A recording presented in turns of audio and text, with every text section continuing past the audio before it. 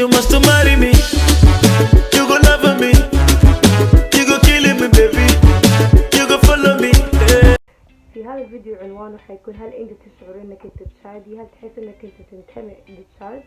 وحساعدكم تجاوب على هذا السؤال من عدة اسئلة انا حطرحها عليكم، لكن انا هذه الاسئلة حجاوب عليها، لكن ابغاكم انتم بينكم وبين نفسكم تفكروا فيها. اول سؤال، هل اسمك هو تشادي كفاية؟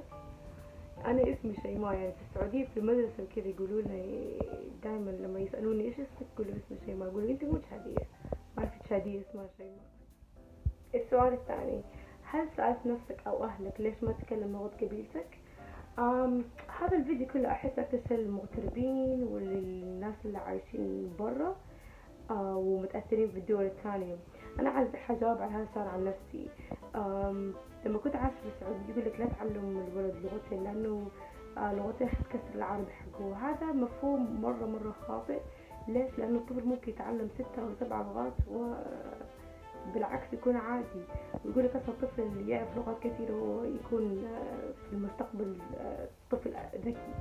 اذا عايش في دولة اجنبية برا التشاد، هل تحس انك انت تنتمي لهذه الدولة؟ انا حتكلم عن نفسي واحس ما اقدر اجاوب على هذا السؤال الا اتكلم عن تعامل الدول هذه معاي. انا كنت عايشة في السعودية بعدين جيت هنا على بريطانيا، ففي السعودية احس انه كل ما طولت يعني تعاملهم مع الاجانب مو كويس، مرة مو كويس. يعني كل ما طولت وكل ما رجعت هناك يعني بالزيادة يحسسوك ان انت مو منهم. بعدين جيت هنا على بريطانيا، ففي بريطانيا هنا تعاملهم مرة كويس، المستشفيات ببلاش، التعليم ببلاش، يعني يبتسموا بوجهك ويعاملوك منهم وفيهم، وبرضو حتى يعاملوك احسن من اللي بريطانيين اللي هنا اهل البلد نفسهم. بس للاسف برضو ما احس اني انتمي اللي هنا، احس اني تشادية. السلام عليكم. عليكم السلام. انت سعودي ولا تشادي؟ كيف مو سعودي؟ انا كل يوم اشرب حليب سعودي، اكل اسيده مع حليب سعودي، اشرب سعودي، اروح اغسل توبي في مغسله سعودي، هذه اشتريته من بقاله سعودي، افطر في بوفيه سعودي. انت جاي تيجي تسال عن سعودي؟ اسمع، لكن في نقطة أنا حبيت أزيدها وهذا رأيي الشخصي. أحس إن التشاديين المتربين وعايشين في تشاد حياتهم كلهم يحتقرون اللي ما عاش معاهم. يعني الواحد اللي عايش برا يقول لك هذا إذا مثلا سويت شيء مثلا هم ما يتفقوا فيه في العادات والتقاليد وشيء يعني مضحك أو موقف، يقول لك هذا خلينا هذا سعودي ولا هذا ليبي وكذا. يعني إذا اتفقوا معايا اكتبوا لي في الكومنتس تحت، وإذا ما اتفقوا معايا برضو اكتبوا لي تحت وخلينا نشوف ايش رايكم. حبيت ازيد نقطة، يعني التشادي في الحياة عامة انسان ذكي لا يكتفي بمواقف ولا بكلام الناس ولا باي شيء، يعني يقوي الشخصية، يقدر يستفيد من الفرص او من الدول اللي عايش فيها. يعني كم سمعنا يعني التشاديين صاروا مخرجين، لعيبة كورة، اخذوا شهادات عالية، صاروا في مراكز عالية. يعني انا تشادي واحس انه اغلب التشاديين لسه متفائلين بدولة تشاد.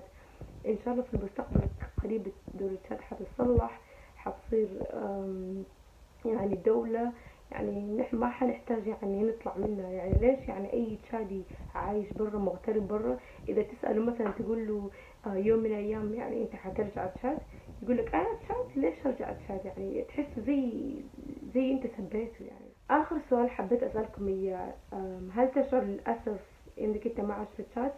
انا عن نفسي اقول لا. ليش لا؟ لأنه لو تشاد كانت دولة متقدمة من ناحية الدراسة، المستشفيات، الأمن، السلامة، ما كان عشنا في أي دولة غير دولة تشاد الحبيبة. لكن تشاد يعني حتى لو مرضت ما تعرف وين تتعالج للأسف. يعني حتى زمان الرسول صلى الله عليه وسلم يعني لما يكونوا عايشين في دولة فيها ظلم يروحوا يلجأوا لدولة أخرى في يعني حاكمها يحكم بالعدل. وبس ما حبيت أزيد في الكلام عشان ما أدخل في السياسة وكذا. Now I flow like water. I'm too blessed to be a loser. And Canino, I was a breadwinner. And in Shana, Jimmy, it's a fever. I told me lies,